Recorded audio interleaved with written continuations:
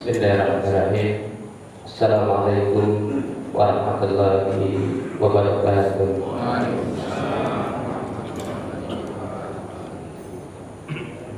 Innal hamdalillah nahmaduhu wa nasta'inuhu wa nastaghfiruh wa na'udzu billahi min shururi anfusina wa min sayyiati a'malina.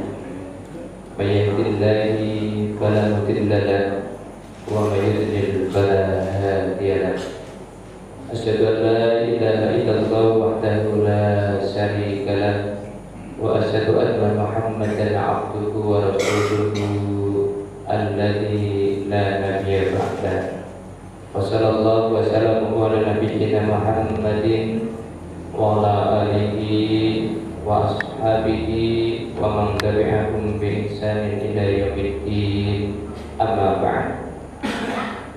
وقال الله تعالى في كتابه الكريم أعوذ بالله من الشيطان الرجيم بسم الله الرحمن الرحيم يا أيها الذين آمنوا اتقوا الله حق تقاته ولا تموتن إلا وأنتم مسلمون. وقال في آية أخرى يا أيها الناس اتقوا ربكم الذي خلقكم من نفس واحدة وخلق منها زوجها وبث منهما رجالا كثيرا ونساء واتقوا الله الذي تساءلون به والأرحام إن الله كان عليكم رقيبا. يا أيها الذين آمنوا اتقوا الله وقولوا قولا سديدا يصلح لكم أعمالكم ويغفر لكم ذنوبكم ومن يطع الله ورسوله فقد فاز فوزا عظيما. وقال رسول الله صلى الله عليه وسلم اتق الله حيثما كنت واتبع السيئة الحسنة تمحها وخالق الناس بخلق حسن. Sadaqallah thumma sadaqa Rasulullah. Ma'asyiral muslimin wal muslimat, al-mu'minin wal mu'minat, al-qanitin wal qanitat, jamaah salat subuh Masjid Al-Aqwam yang mudah-mudahan senantiasa mendapatkan rahmat, berkat dan keselamatan dari Allah Subhanahu wa taala. Alhamdulillah, segala puji bagi Allah yang tentu senantiasa tidak pernah melupakan apa yang kita berbuat. Wa mallahu bi ghafilin amma ta'malun. Dan tidak pernah lupa sama sekali Allah itu terhadap apa yang kita berbuat. Alhamdulillah, kita baru saja melaksanakan sholat subuh berjamaah, di mana sholat subuh berjamaah ini adalah merupakan karunia nikmat yang Allah berikan kepada kita sebagai bentuk syukur kita atas segala nikmat yang Allah berikan kepada kita. Bapak Ibu Saudara sekalian, ada nikmat yang mungkin kalau kita rasakan itu secara garis besarnya ada tiga. Yang pertama adalah nikmat jasmani, yaitu jasad kita dari kepala sampai ujung kaki kita. Yang kedua adalah nikmat rohani, saya berbentuk keimanan dan lain sebagainya. Dan yang ketiga adalah nikmat akal. Nah, sebagai bentuk wujud syukurnya itu, maka kita gunakan nikmat jasmani, rohani, akal itu untuk senantiasa melakukan sesuatu yang diridhoi oleh Allah Subhanahu wa taala. Maka saya yakin sesuatu itu akan mendatangkan rahmat dari Allah Subhanahu wa taala. Termasuk adalah kita melaksanakan ibadah salat subuh adalah sebagai bentuk syukur, mensyukuri nikmat jasmani kita, rohani kita dan akal kita. Karena kalau kena berakal, tidak mungkin kita akan melaksanakan sholat. Karena sholat itu hanya untuk orang yang berakal. Kalau orang yang tidak wajib berakal untuk melaksanakan sholat. Nah, oleh karena itu, alhamdulillah, mudah-mudahan apa yang kami lakukan ini menjadi sebagai bentuk syukur kita, sehingga kita menjadi orang yang senantiasa ditambah nikmatnya oleh Allah Subhanahu wa Ta'ala. Salawat dan salam mudah-mudahan senantiasa tercurahkan kepada baginda Nabi kita Nabi Muhammad sallallahu alaihi wasallam. Bapak-bapak, ibu-ibu dan sekalian, sebelum saya menyampaikan beberapa hadis beberapa ayat, saya ingin tidak menambah sesuatu yang baru, karena saya yakin yang saya sampaikan itu adalah Al-Quran dan Al-Hadis para sahabat, tabi'in dan para ulama yang saya yakin bapak-bapak, ibu-ibu sudah sering mendengarnya. Hanya saya ya Pak, kita kadang-kadang sharing lah, hanya ingin mengulang-ulang sehingga kita menjadi sebuah tadzkir, mengingatkan kepada kita agar kita senantiasa berada di jalan yang diridhoi oleh Allah Subhanahu wa Ta'ala. Pada kesempatan pagi hari ini, saya ingin bersama-sama bapak-bapak dan ibu sekalian mencoba bersama-sama kita baca Al-Quran, kita kaji dari ilmu tajwidnya, kita kaji dari ilmu terjemahannya, kita kaji dari segi ilmu tafsirnya, dan kemudian kita pula kita amalkan dalam kehidupan kita sehari-hari. Itulah yang diharapkan oleh Allah Subhanahu wa Ta'ala, karena dzalikal kitabu la raiba fi hudal lil muttaqin. Itulah kitab Al-Quran yang tidak ada keraguan di dalamnya, yang senantiasa menjadi petunjuk bagi orang-orang yang bertakwa. Ya, kita akan bertitik tolak dari surat Al-Mu'minun ayat 1 sampai dengan ayat 11. Silakan Bapak Ibu yang kebetulan ada Al-Quran di depannya, dibuka surat Al-Mu'minun ayat 1 sampai 11 yang kita kaji, yaitu surat yang ke-23. Al-Mu'minun itu surat yang ke-23. Silakan. Ini Bapak-bapak mudah-mudahan hafal semuanya ya Qurannya ini. Tadi sudah di surat kepala ya. Ibu-ibu yang mengamalkan ya, coba dibuka surat Al-Mu'minun, yaitu surat yang ke-23. Silakan dibuka. Ini saya referensinya menggunakan tafsir Ibnu Katsir atau tafsir Al-Quranul Azim dari Imam Ibnu Katsir Al-Quraisy Ad-Dimashqi, jilid yang ketiga. Nanti ibu mungkin di rumah ada, bisa diulang kembali ya. Bapak Ibu sekalian, di dalam Al-Quran itu ada 30 juz. Saya dulu ingat sekali itu dulu tahun berapa, sekitar tahun 85 lah. Ada wisuda 95 lah. Ada wisuda TPI Jakarta. Itu ada salah satu menteri tanya kepada anak-anak, "Anak, sudah berapa juz kalian hafal?" 30 juz. Lalu kata menterinya itu, "Berapa juz lagi yang anak belum hafal?" Itu jangan seperti itulah ya. Karena Al-Quran itu hanya cuma 30 juz. Terdiri dari 114 surat. 114 surat. Nah, surat Al-Mu'minun ini adalah urutan surat yang ke-23. Ya kalau nggak hafal semuanya, minimal nama-nama suratnya lah kita hafal itu. Yang pertama itu kan Al-Fatihah, Al-Baqarah, Ali Imran, An-Nisa, Al-Maidah, Al-An'am, Al-A'raf, Al-Anfal, atau nanti sampai ke 23 adalah sampai kepada surat Al-Mu'minun. Itulah yang nanti kita akan bahas. Nah, Al-Quran itu yang sering kita dengar terdiri dari 6.666 ayat. Tapi menurut penelitian Profesor Quraisy sama Buya Hamka itu tidak seperti itu. Jumlahnya hanya 6.236 ayat. Nah, ini berawal mungkin penghitungannya itu yang berangkat dari ayatnya yang itu yang. Tapi menurut Profesor Quraisy pada 6.236 236 ayat. Nanti Ibu bisa di rumah dicek ya. Al-Fatihah ada 7 ayat, Al-Baqarah ada 286 ayat. Nanti dijumlah semuanya aja ketemu berapa ayat.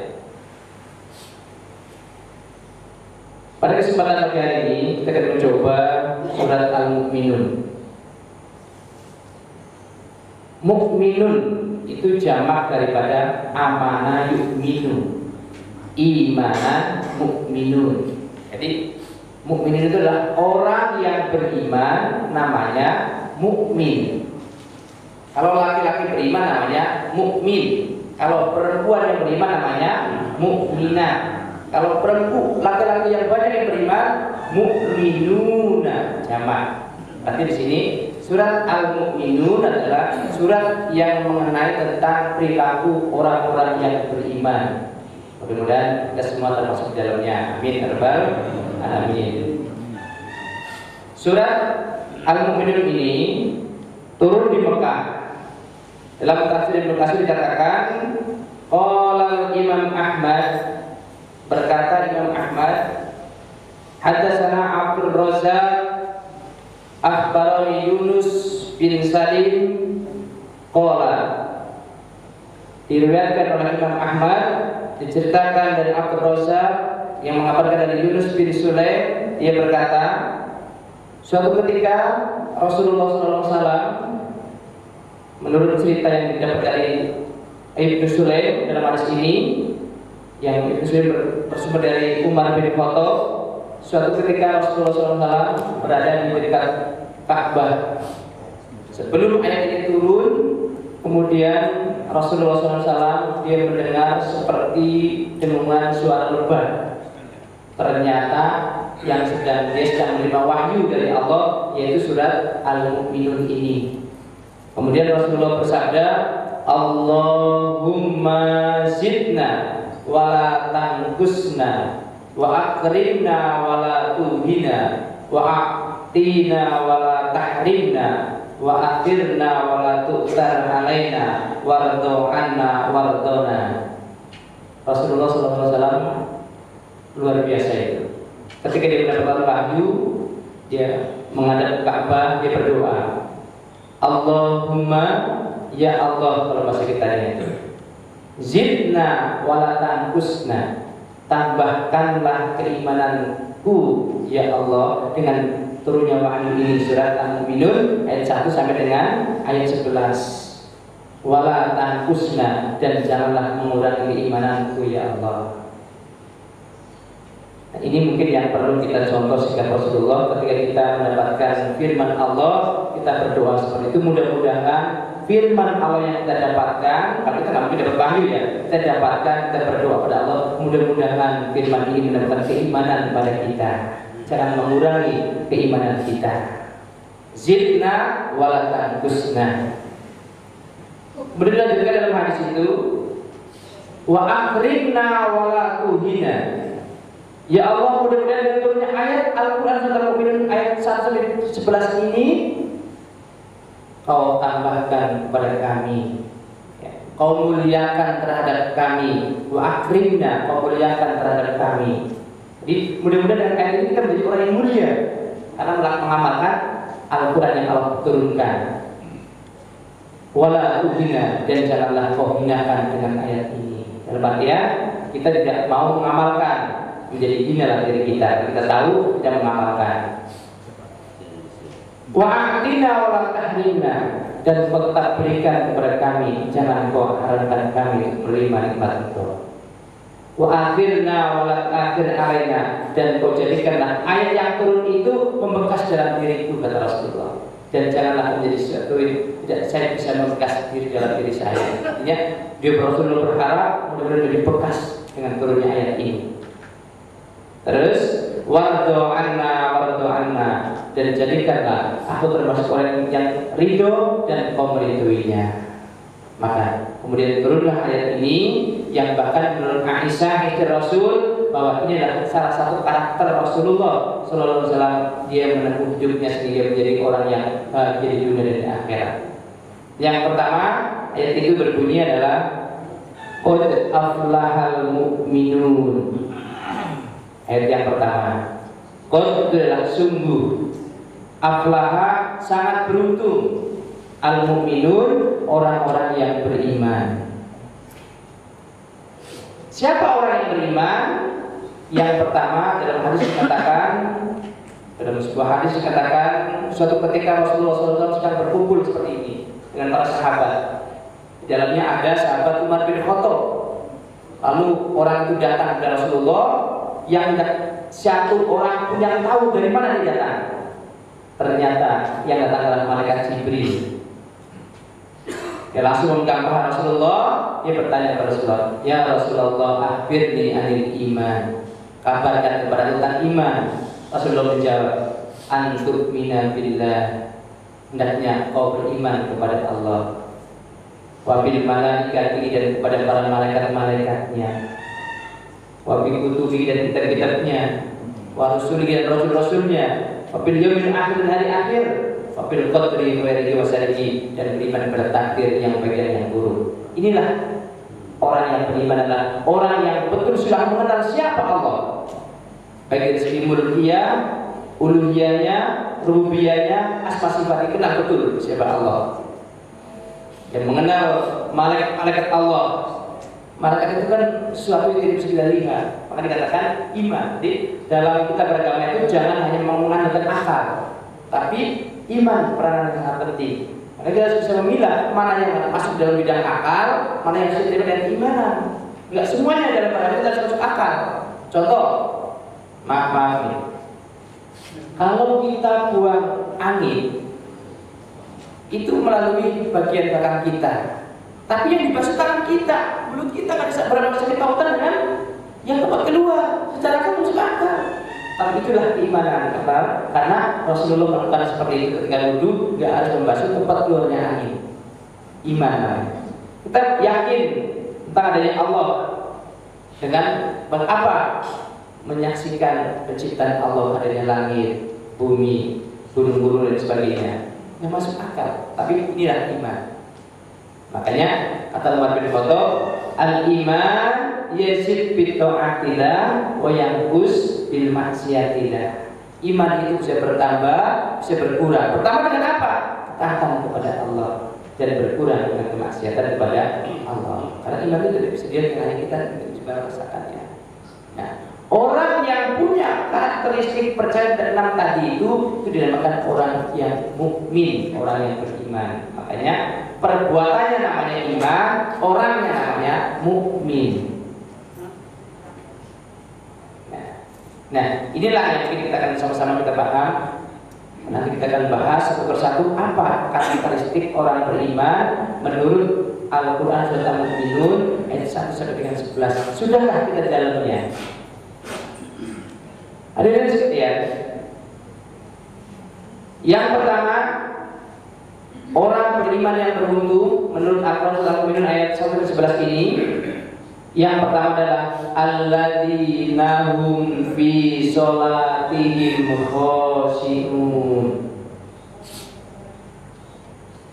Alladzina, orang-orang yang beriman. Tadi hum, mereka itu, humnya kembali pada al-mu'minun, itu domir, karena kata ganti. Fi sholatihim, di dalam sholat mereka, khoshi'un, dia mampu untuk khusyuk. Jadi Allah memberikan informasi kepada kita sangat berharga. Hai orang-orang yang beriman, kalaulah kalian ingin menjadi orang beriman yang beruntung, maka cobalah kalian ketika sholat menjadi orang yang sholatnya khusyuk. Nah, nanti kita akan kaji sholat yang khusyuk itu sholat yang bagaimana cara kita supaya khusyuk. Yang pertama, orang beriman yang sholatnya khusyuk. Yang kedua, singkat nanti baru penjelasannya. Walladzina hum 'anil lagwi mu'ridun. Wawunya wawu ataf. Menurut para ahli bahasa, ini menunjukkan masih ada kaitannya dengan ayat sebelumnya. Maka artinya dan. Kalau dalam ilmu bahasa Indonesia namanya kata penghubung. Walladzina hum, dan orang-orang hum yang mereka itu, artinya orang beriman, anil lagwi, dari ucapan yang lahwo, mu'ridun, mereka itu berpaling. Lahwo itu kan qaulun wa fi'lun la fa'idatun fihi. Ucapan atau perbuatan yang ada manfaatnya di dalamnya, dia tinggalkan. Karakter yang kedua luar biasa. Sholatnya khusyuk, yang pertama, yang kedua dia mampu memelihara dirinya. Setiap ucapan dan perbuatan yang tidak bermanfaat bagi dirinya dia tinggalkan. Ini karakteristik orang beriman yang beruntung, karena segala sesuatunya itu akan berawal dari ucapan. Maka dalam istilah bahasa Arab ada istilah ini, salamatul insan fi hifdzil lisan. Keselamatan seseorang bagaimana dia menjaga lisannya. Makanya sahabat Rasulullah bersabda, "Man kana yu'minu billahi wal yawmil akhir falyakul khairan aw liyasmut."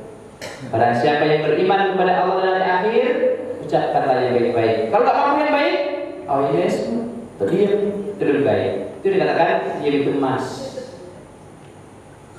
Karena dia yakin, dia beriman, apapun yang dia perbuat, apapun yang dia ucapkan, dicatat oleh malaikat rahmat dan akhir. Semuanya akan berdampak pada diri kita dan nanti akan dibalas oleh Allah kita di akhirat. Itu orang beriman. Yang ketiga, singkat. Walladzina hum lizzakati fa'ilun.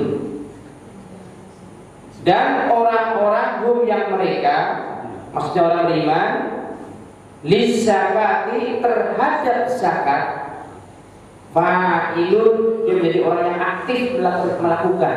Ini isim fa'il, maka dia aktif. Lain dengan isim yang majhul, dipasih. Kalau ini fa'ilnya adalah aktif. Jadi dia aktif untuk mensucikan dirinya. Ketika dia diberikan harta, dia sucikan hartanya.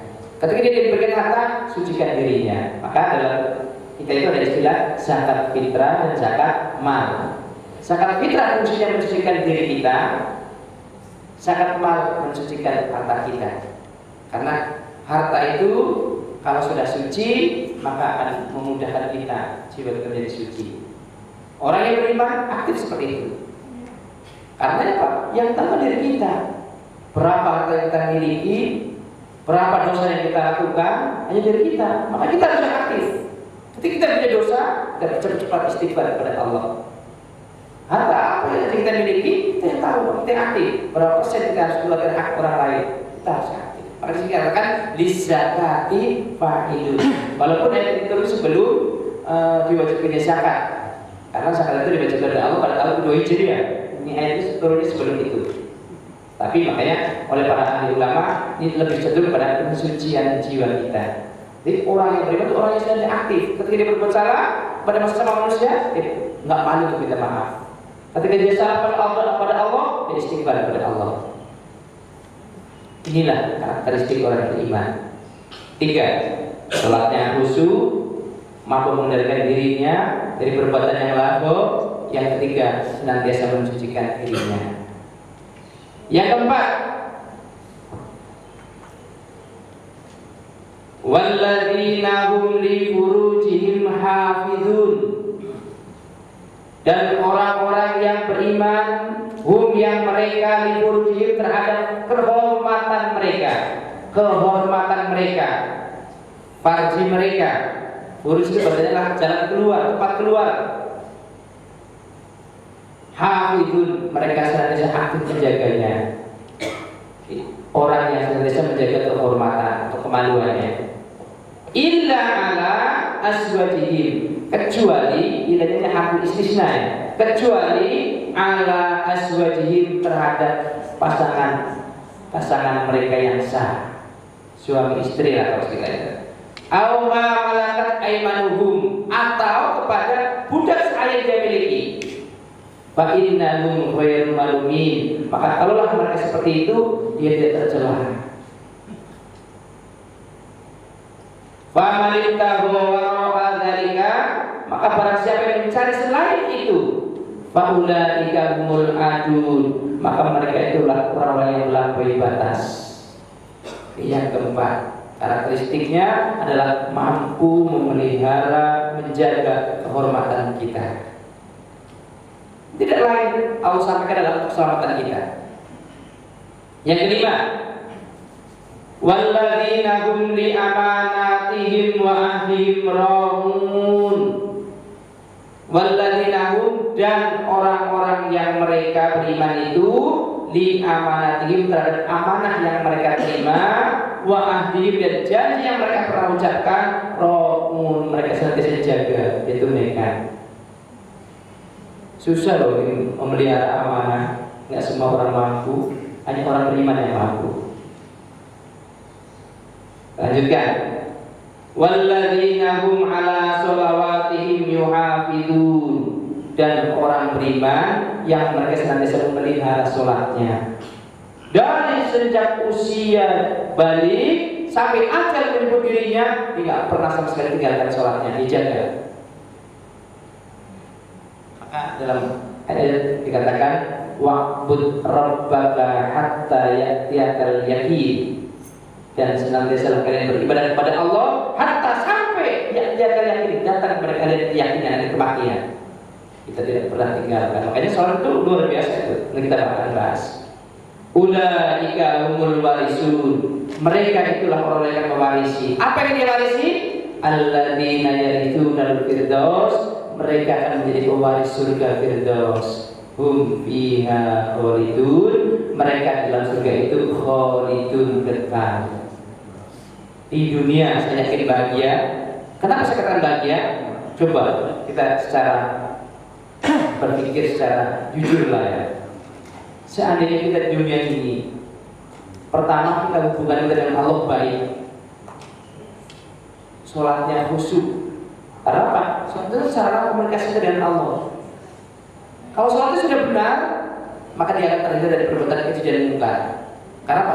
Fungsi sholat, inna sholata tanha anil fahsya'i wal munkar. Sholat itu adalah bisa mampu mengarahkan kita terhindar dari perbuatan keji dan mungkar.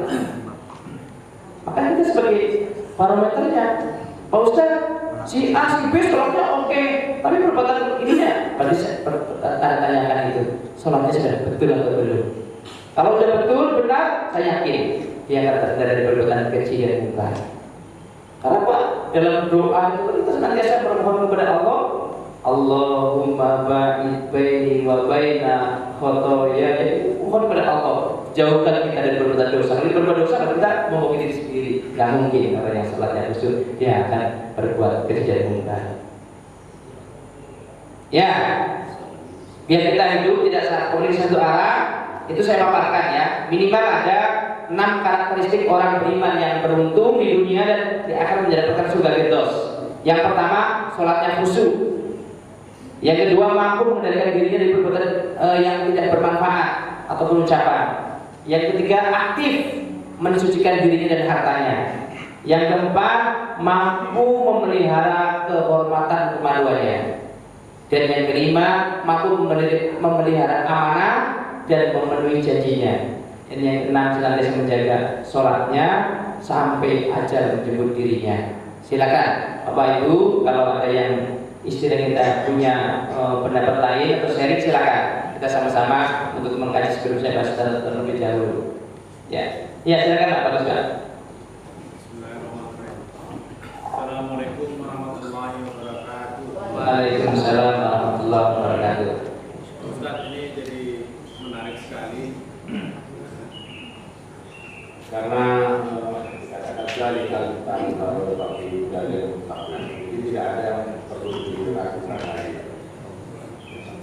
Pengertiannya adalah bahwa Al-Quran merupakan kompilasi ataupun adopted dari Zabur, Taurat, Injil. Jadi persoalannya sekarang, kenapa masih ada keraguan pada generasi ataupun penerus dalam tanda kutip yang masih mengikuti ajaran itu sendiri? Karena kan Al-Quran sudah merupakan simulasi dari semua kitab yang terdahulu. Apakah ada bentuk yang bisa katakanlah tidak segaris dengan kemurniannya, ataukah memang Al-Quran sudah mulai membuat sesuatu atau arrangement, artinya mengarrange itu supaya dia konsisten dari awal sampai akhir. Maksud saya Zabur, Taurat, Injil, kita juga bisa menjelaskan pada orang-orang yang tidak sepenuhnya mempercayai Al-Quran. Karena Al-Quran sudah pada kita ngapain kita dalam apa argumentasi kita. Itu pertama. Kedua, hadis. Di sini kan terlihat bahwa hadis adalah implementasi. Kalau di dalam peraturan pemerintah, Al-Quran itu undang-undang, dan di sini seolah-olah PP-nya. Tapi di dalam hadis, apakah juga tidak dikatakan secara lengkap bahwa kalau ada melanggar ini, hukuman ini, atau ini enforcement atau pemaksaan, kamu harus lakukan ini karena di dalam Al-Quran mengatakan demikian. Ataukah ada juga di dalam hadis sesuatu yang tidak seperti di dalam Al-Quran, tapi mengatur sesuatu yang berbeda. Saya kira itu Pak Ustaz. Waalaikumsalam warahmatullahi wabarakatuh. Pertanyaan yang sangat baik sekali. Coba kita sama-sama kita akan sharing. Yang pertama, bahwa tadi saya sampaikan itu betul bahwa ketika kita membaca Al-Quran, setelah alif lam mim, maka setelah itu kita langsung diinformasikan oleh Allah, dzalikal kitabu la raiba fi hudal lil muttaqin. Dzalika itulah, kalau Allah kepada kita, kalau kita berarti inilah Al-Quran. La raiba, tidak ada keraguan. Fihi di dalam Al-Quran itu hudal, yang selalu bisa dijadikan petunjuk karena ini al-majhul, lil muttaqin, bagi orang-orang yang bertakwa. Yang ditanyakan adalah kenapa banyak di antara generasi kita maupun orang-orang yang bergantung pada kita sebelumnya itu dia masih ragu. Yang pertama, beberapa faktor, di antaranya adalah disitulah maka dikatakan orang yang beriman itu orang yang tidak hanya mengandalkan logika berpikirnya, tapi iman juga dominan untuk bisa menerima sesuatu yang tidak masuk akal bagi dirinya. Maka istilah kemudian kita harus bersyukur. Kenapa? Kita jauh dari Rasulullah itu, tapi kita yakin terhadap apa yang Rasulullah sampaikan, namanya iman. Kemudian ada beberapa hal yang bisa membuat orang itu ragu terhadap sesuatu. Yang pertama, dia tidak mengetahui secara berdetail sesuatu itu, sehingga dia meyakininya, nggak menguasai secara ilmiah. Kalau dia tahu persis apa yang dia yakini itu, saya yakin nggak ada keraguan. Yang kedua, sifat sombong. Dia udah tahu bahwa itu sesuatu yang benar, tapi mengajak eksistensi dirinya, akan tidak mengikuti itu. Makanya dikatakan oleh Al-Quran, ghairil maghdubi alaihim waladdallin, bukan jalan orang yang kau murkai dan bukan jalan orang yang sesat. Dia udah tahu, tapi dia tidak mau melaksanakan itu. Itulah dikatakan seperti itu. Nah, oleh karena itu inilah mungkin kewajiban kita untuk bisa memberikan informasi kepada orang selain kita bahwa Al-Quran itu musaddiqal lima baina yadayhi, sebagai pembenar kitab-kitab yang sebelumnya. Dan ini saya yakin semua orang kalau dia belajar dia akan mengetahui itu. Bahkan dalam beberapa hari yang lalu itu di Turki itu ditemukan kitab Injil itu ya Pak, yang asli itu. Sehingga banyak orang yang mengatakan ketika mundurnya Paulus itu karena dia setelah mendengar kitab Injil yang asli baru istilahnya rumor lah. Tapi yang sebenarnya kita kan tahu ya. Artinya mereka sebenarnya tahu bahwa ini adalah suatu kebenaran. Dan ini berlaku pada zaman Nabi Muhammad. Bapak-bapak bisa lihat ketika Allah menafsirkan, ketika Allah memberikan firman Allah, surat Ali Imran ayat 55. Coba yang ada Al-Quran. Ketika Allah berkata pada Isa, hai Isa, sesungguhnya aku Allah akan mengangkatmu dan mewafatkan kamu. Itu orang-orang Yahudi dan orang Nasrani datang ke Rasulullah mengadakan suatu pembangkangan bahwa Nabi Isa itu nggak mungkin akan mati, karena Rasulullah dia tahu betul isi wahyu ini, maka dia tetap sampaikan kepada umat bahwa Isa diangkat oleh Allah dan kemudian diwafatkan, dan nanti pada akhir zaman dia akan dibangkitkan lagi. Ini iman. Masyarakat susah diterima. Maka dari awal kelahiran Isa pun sudah menunjukkan gejolak dalam masyarakat.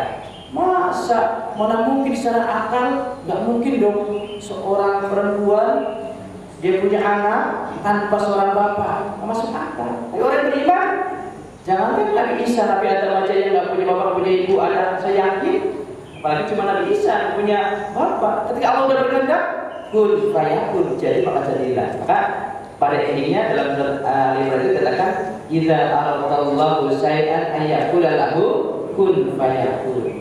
Inilah iman saya katakan. Jadi kenapa generasi sekarang itu banyak yang ragu? Ya tadi karena itu. Pertama, kurang mengetahui betul dan pelajari betul apa itu Al-Quran.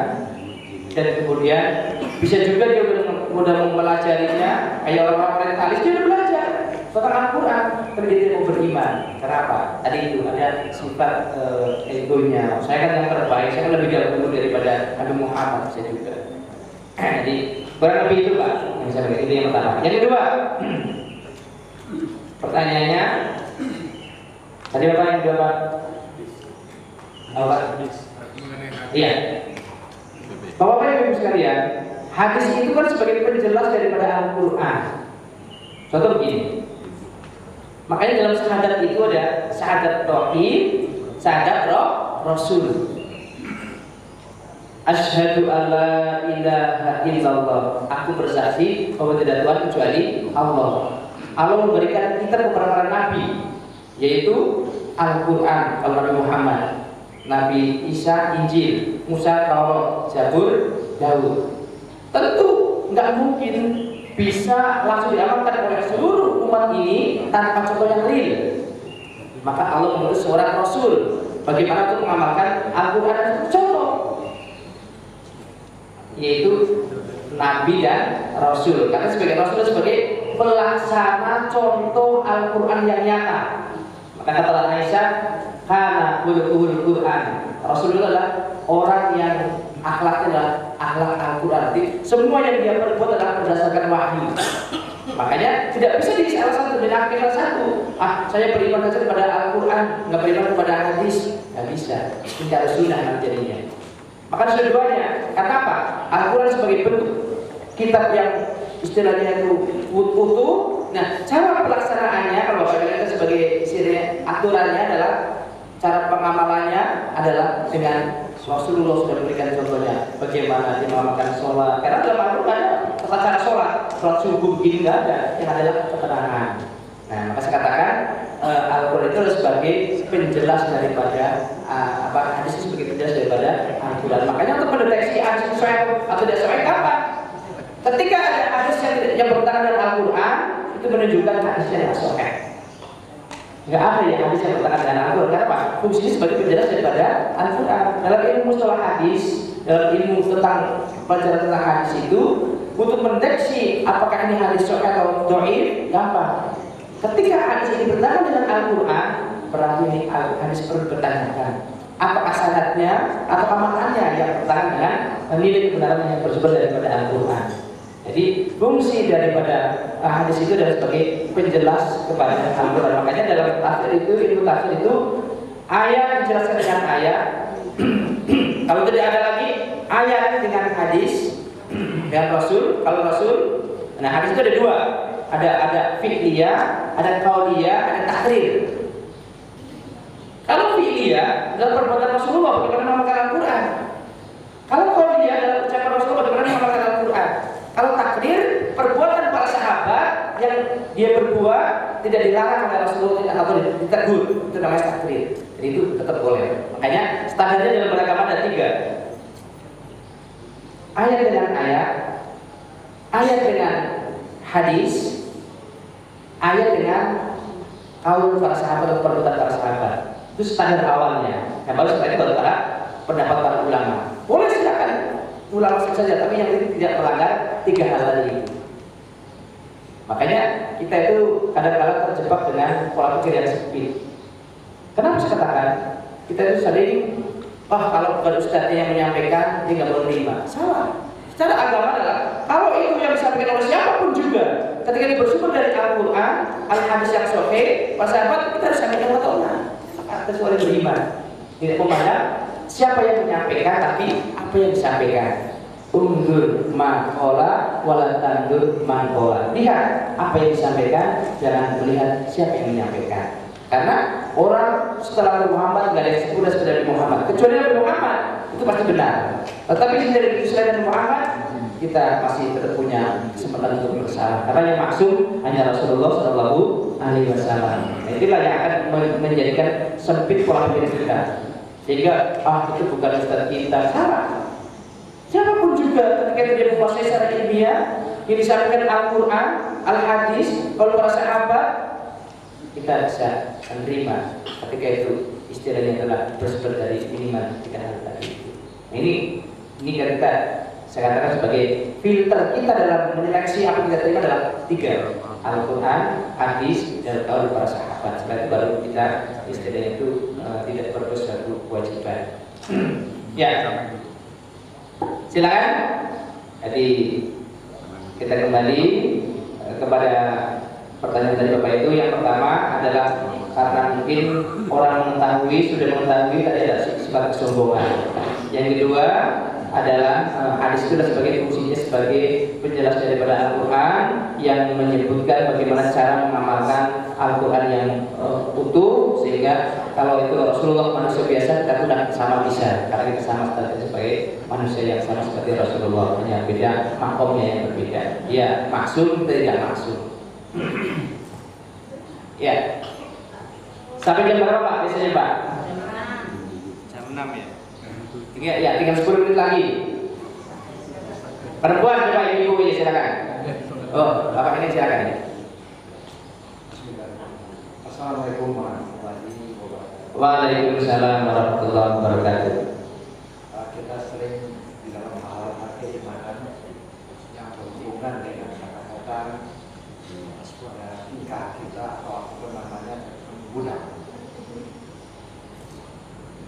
Lengket di dalam pemikiran kita, budak itu adalah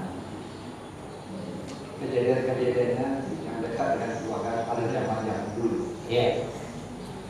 Itu image kita yang sekarang ini. Seperti orang menjual orang menjadi budak. Apakah pada kehidupan kita sekarang ini yang dikatakan dengan karakter budak itu masih ada? Karena yang jelas itu yang dikatakan dalam perbudakan itu sudah dihapuskan. Dan Al-Quran itu adalah menghapus sangat jauh. Jadi kejadian-kejadian apa yang dulu itu mungkin akan terulang sampai di pertanyaan saya untuk penjelasan ini. Apakah ada yang apa namanya yang similar dengan kata-kata budak dalam kehidupan kita? Ya, terima kasih. Pertanyaan sangat bagus sekali. Tentang budak. Setelah Rasulullah diutus, maka oleh Rasulullah perbudakan itu dihapuskan. Berarti tidak ada perbudakan lagi. Ayat ini menjelaskan illa ala azwajihim, kecuali terhadap pasangan-pasangan mereka, au ma malakat, atau aymanuhum, budak yang mereka miliki, fa innahum ghairu malumin, maka semuanya mereka tidak tercela. Jadi ini ayat menjelaskan kepada kehidupan sebelum Islam datang yang masih di mana perbudakan itu masih berlaku. Seperti Bilal itu tadinya budak. Budak itu adalah sesuatu atau seorang yang dibeli oleh tuannya dan ditanggung oleh tuannya itu seluruh kehidupannya, ibaratnya dari A sampai Z, sehingga bahkan ini ada yang mengatakan melebihi seorang istri. Kalau dia perempuan maka menjadi milik yang sah bagi tuannya ini. Ini dulu sebelum Islam, sebelum Rasulullah diutus. Tapi setelah Rasulullah diutus, maka oleh Rasulullah sendiri perbudakan itu adalah dihapuskan.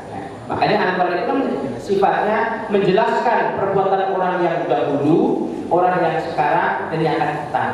Nah, ini adalah gambaran karena zaman jahiliyah sebelum Rasulullah diutus itu adalah perbudakan di tanah Arab, khususnya pada waktu itu merajalela. Bahkan itulah caranya orang-orang yang tidak mampu, karena apa? Dia menjadi budak orang-orang tuan-tuan yang kaya. Seperti Bilal bin Rabah tadi, ini adalah seorang budak, kemudian diperdekakan oleh Abu Bakar Siddiq, maka dia kemudian, dan itu mahal harganya pada waktu itu ya. Maka dalam beberapa hadis yang saya baca itu, setelah Rasulullah diutus ke dunia, maka perbudakan tidak ada lagi, dan sampai sekarang pun tidak ada istilah perbudakan lagi. Yang jadi salah persepsi adalah orang-orang Arab yang mungkin tidak paham pembantu itu adalah budak. Itu salah. Sehingga dalam fenomena kenyataan para TKI itu kan menjadi Ansori itu banyak yang dilakukan seperti budak, sehingga sampai kadang-kadang apa saja itu pulang dengan bawa anak. Itu salah. Mungkin dia orang Arab tapi tidak paham. Mungkin dia anak-anak turunan Abu Jahal, Abu Lahab dan sebagainya. Itu betul orang kalau turunan Nabi Muhammad, saya yakin dia akan tahu bahwa perbudakan itu sudah dihapuskan dengan diutusnya Nabi Muhammad. Kenapa? Ajaran Islam itu akan menghormati setiap orang dan setiap manusia, sehingga dia mengangkat derajatnya. Makanya diadakannya budak setelah Rasulullah itu sekarang dunia ini. Jadi sampai sekarang pun yang istilah dengan budak itu tidak ada yang sama, karena budak itu berlaku sebelum Nabi Muhammad diutus. Dan ayat ini menjelaskan perilaku orang jahiliyah pada waktu itu sebelum Nabi Muhammad diutus, karena mereka itu menganggap budak itu adalah sebagai istilahnya itu dia merasa menjadi seluruh hidupnya, maka dia berhak untuk apa saja. Itu waktu itu istilah itu dibenarkan, tapi setelah Muhammad diutus dihapuskan perbudakan itu. Ya, terima kasih. Ya, saya rasa sudah jam 6 kurang 3 menit. Oh ya, saya kata lagi.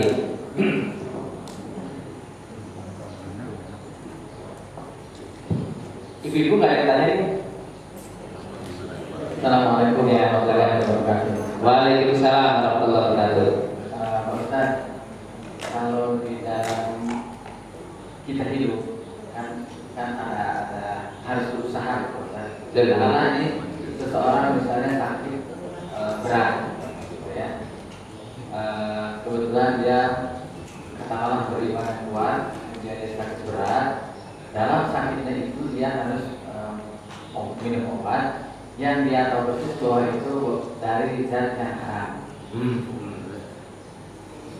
Semua bilang bahwa itu boleh kalau keadaan darurat dimakan untuk kesehatan dia. Tapi dia berprinsip bahwa itu keadaan haram, dia tidak mau.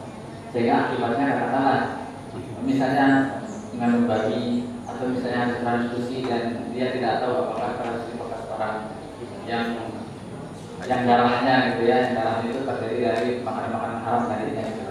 Nah, sampai dia katakanlah meninggal, sikapnya itu bagaimana Pak Ustaz? Apakah itu betul atau dia tidak mengambil tidak mengambil bentuk atau kebijakan yang oleh Allah berikan bahwa itu boleh, tapi dia tetap bersikukuh bahwa itu haram, dia tidak mau, sehingga dia meninggal. Bagaimana sikap Anda? Assalamualaikum warahmatullahi wabarakatuh. Waalaikumsalam warahmatullahi wabarakatuh. Baik. Kewajiban kita berusaha, berdoa, bertawakal. Berusaha secara maksimal sesuai dengan kemampuan yang Allah berikan kepada kita. Berdoa ini menunjukkan bahwa kita tidak mampu mungkin meraih apa kita mau, karena di atas ada Jadi Allah punya kemauan, kita juga mau, dan pasti kemauan Allah yang terjadi. Tawakal adalah sebagai bentuk bahwa hasil buat usaha kita dan berusaha berdoa, maka serahkan hasilnya kepada Allah. Maka 3 prinsip kita: berusaha, berdoa, tawakal. Kasus Bapak yang disampaikan di dalam Al-Quran, kulu min rizqillahi halalan thayyiban, makanlah sesuatu yang halal. Halal ini adalah dibenarkan oleh syariat, thayyiban, baik untuk badan kita. Itu prinsip orang Islam itu. Halal, thayyib.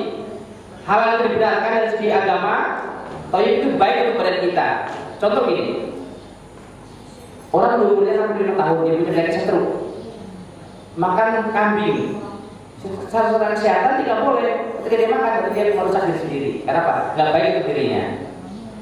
Nah, makanya prinsip kedua, halal dan thayyib. Nah, bagaimana kaitannya dengan obat? Kita harus tahu, dan ini adalah akidah ya, keyakinan bahwa fa'idza maritu fahuwa yasfin. Apabila kita sakit, bahwa maka dia Allah yasfin, yang akan menyembuhkan. Jadi obat dan lain sebagainya itu hanya sebagai sarana bentuk usaha kita. Nah, bagaimana usahanya itu ketika itu berbenturan dengan sesuatu yang diharamkan oleh Allah. Dan ini tidak bisa dikiaskan dengan ketika seseorang berada di tengah hutan, kalau dia nggak makan itu mati.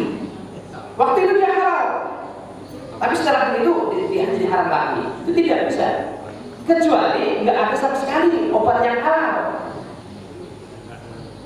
Artinya kita harus berusaha secara maksimal mungkin.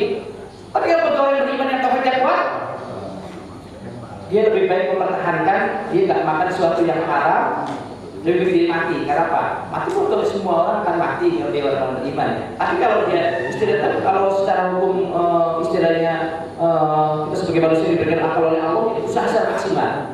Cari obat-obat yang tidak bertentangan dengan keyakinan kita. Karena kalau kita mengkonsumsi barang yang haram, walaupun membuat obat saja dilarang oleh agama. Karena apa? Prinsipnya adalah halalan thayyiban, yang berbentuk makanan yang bisa kita konsumsi melalui mulut kita. Ada 2 syaratnya: halal, dibenarkan oleh segi agama, syariat, thayyib, baik kepada kita. Jadi sikap kita lebih baik kita ibaratnya itu mencari dulu secara maksimal mungkin, dan seandainya tidak ada pun, kalau itu memang haram, lebih baik kita tinggalkan. Prinsip masalah ini ya. Ada saya punya ustaz Pak Sariful Alam Syahirsi, dia orang riwayat dakwah, dia kena stroke, dia kena darah tinggi. Nah, itu ada orang yang datang menganjurkan kepada ustaz itu, Pak, bagaimana kalau musim ini? Karena dia tahu bahwa dalam dia sesuatu yang diharapkan, dia tidak lebih baik. Dia malah mengatakan, saya lebih baik mati dari saya mengonsumsi barang yang haram ini. Kalau saya udah mengonsumsi, saya mati juga. Dua-duanya udah makan pada yang haram, mati juga. Nah, makanya di prinsip kita lebih tidak. Nah, makanya kita yakin hidup mati seorang bukan di tangan obat, tapi di tangan Allah Subhanahu wa Ta'ala. Kalau kasus seperti katakanlah meningitis itu Pak Ustaz, haji. Ya. Kalau pemerintah Saudi kita diwajibkan pada satu sudah disuntik meningitis. Ah. Tapi kan kabar beredar kalau meningitis ada zat yang haram. Ya. Itu sikapnya bagaimana Pak Ustaz? Sementara kita ingin berkunjung ke sana tapi Iya, bagus itu. Kemarin juga saya sempat ragu-ragu itu. Kemarin saya suntik meningitis tanggal 16 Maret ya di Rumah Sakit Fatmawati karena ini akan umroh itu. Awalnya seperti itu, tapi setelah saya tanyakan, karena di situ ada awalnya begitu, tapi sekarang sudah dirubah menjadi sesuatu yang dihalalkan. Karena awalnya diisukan adalah dari zat yang diharamkan, sehingga sekarang itu bukan begitu lagi karena itu sudah dikaji oleh Badan POM, sehingga sekarang setelah saya tanyakan secara ilmiah tidak akan lagi, saya langsung lakukan. Nanti jangan takut seperti nanti ini Asanti ya, katanya suntik nggak suntik, kalau di sana kena kasus itu bohongin diri sendiri lah, nah kita nggak boleh sesuatu yang merusak diri kita harus tinggalkan. Kita kan lahir Allah walau dulu. Jangan kalau melakukan sesuatu yang membahayakan diri sendiri dan membahayakan orang lain, itu prinsip kita. Jadi yang penting kita jangan ragu ya, kalau ragu lebih ditinggalkan. Jadi dakma ya dibuka, tidak malah ya dibuka. Tinggalkan sesuatu yang meragukan pada sesuatu yang tidak meragukan. Maka kita terlatih dengan ilmiah tadi itu. Kalau kita ragu kita terlatih dulu, ditanyakan orang lain. Setelah kita yakin, baru kita lakukan. Tapi nggak ada keraguan. Ya, alhamdulillah 3 pertanyaan tentu tidak memuaskan. Ini sebagai sarana kita bareng-bareng untuk mengingatkan bahwa sangat luas sekali ajaran Allah Subhanahu wa taala yang mungkin kita lah yang kurang menguasainya, sehingga kita harus terus mengkaji karena Al-Quran itu adalah sangat luas sumber pengetahuan yang dimana merupakan sesuatu yang harus dijadikan sebagai hudan petunjuk karena kita akan menjadi orang-orang yang bertakwa kepada Allah Subhanahu wa taala. Karena orang yang bertakwa itulah nanti akan mendapatkan suatu kebahagiaan dan keberkahan baik di dunia maupun ketika nanti dia kembali kepada Allah Subhanahu wa taala. Ya. Kita akhiri kajian pada kesempatan pagi hari ini dengan membaca bersama-sama surat atau doa kafaratul majelis. Tapi sebelumnya perlu saya simpulkan kembali bahwa karakteristik orang beriman yang beruntung menurut Al-Quran dan Al-Mu'minun adalah yang pertama, orang beriman yang mampu ketika dia sholat sebagai sarana berkomunikasi dengan Allah yang khusyuk. Khusyuk itu kalau menurut Ibnu Katsir adalah khaifuna sakinuna. Dia takut dan dia tenang ketika dia sholat itu. Nanti sedang berhadapan dengan yang maha kuasa dan maha besar, yaitu Allah Subhanahu wa taala. Sehingga dia menjadi suatu kebutuhan, bukan kewajiban, tapi kebutuhan. Sehingga dia kalau belum sholat kayaknya rasanya itu belum tenang. Khusyuk, dia mendapatkan suatu kebahagiaan sendiri ketika dia sholat karena dia sedang berhadapan dengan yang maha kuasa yang maha segala sesuatunya. Yang kedua, orang beriman itu adalah orang yang mampu mengendalikan dirinya secara sadar, ucapan dan perbuatannya yang tidak bermanfaat dia tinggalkan. Karena dia yakin setiap yang dia berbuat akan dibalas oleh Allah Subhanahu wa taala. Maliki yaumiddin. Allah raja dari pembalasan. Maka disitulah kemudian kita ikhlas ketika berbuat karena apa? Yang bisa membalas perbuatan kita hanya Allah Subhanahu wa taala. Kita yakin ucapan kita, perbuatan kita akan senantiasa diawasi oleh Allah Subhanahu wa taala. Wa inna 'alaikum lahafizun. Dan saya yakin atas kita adalah ada sang penjaga, yaitu kiraman katibin, malaikat penjaga yang sangat mulia. Ya'lamun ma taf'alun, yang sedang bisa mengetahui apa yang kita berbuat. Itulah orang beriman. Yang ketiga, orang beriman yang beruntung adalah orang beriman yang sangat berhati-hati dalam dirinya sehingga senantiasa dia mensucikan dirinya dan mensucikan hartanya. Dan yang keempat adalah mampu menjaga kehormatan kemaluannya. Inilah yang menjadi biang kerok keretakan rumah tangga dalam arti dia tidak mampu menjaga kehormatan kemaluannya. Dan yang kelima adalah mampu menjaga amanah, baik itu amanah dari Allah maupun amanah dari semua manusia, dijaga, ditanam sesuai dengan seprofesional mungkin. Dan dia mampu menjaga dan memenuhi janji yang pernah disampaikan. Orang beriman itu ketika dijanji dia berusaha semaksimal mungkin untuk memenuhi janjinya. Maka karena dia yakin ketika dia memenuhi janjinya dia termasuk orang yang munafik, dia tidak mau seperti itu. Dan yang terakhir adalah orang beriman yang senantiasa menjaga dan memelihara sholatnya sampai ajal menjemput dirinya. Wa'bud rabbaka hatta ya'tiyakal yaqin, beribadah kepada Allah sampai ajal menjemput dirinya. Inilah Allah sebagai bentuk kasih sayang kepada kita. Allah memberikan informasi yang berharga akan terjadi di dunia kita bahagia dan di akhirat nanti kita akan mendapatkan warisan surga Firdaus dari Allah Subhanahu wa taala. Surga itu adalah surga yang paling tinggi. Pas al-Firdaus kayak a'la. Mintalah kepada Allah surga Firdaus karena surga Firdaus sebagai surga yang paling tinggi. Ada 7 surga Firdaus yang paling tinggi. Mudah-mudahan ketika kita mampu menjadi orang beriman seperti itu, saya yakin di dunia bahagia dan di akhirat bahagia. Seperti doa kita, Rabbana atina fid dunya hasanah wa fil akhirati hasanah. Di dunia juga bahagia dan di akhirat juga bahagia. Subhanallahumma rabbana wa bihamdik, asyhadu an la ilaha illa anta, astaghfiruka wa atubu ilaik. Baik, walhamdulillahirabbil alamin. Terima kasih atas perhatiannya dan minta maaf apabila kesalahannya. Akhir kata. Assalamualaikum Warahmatullahi wabarakatuh.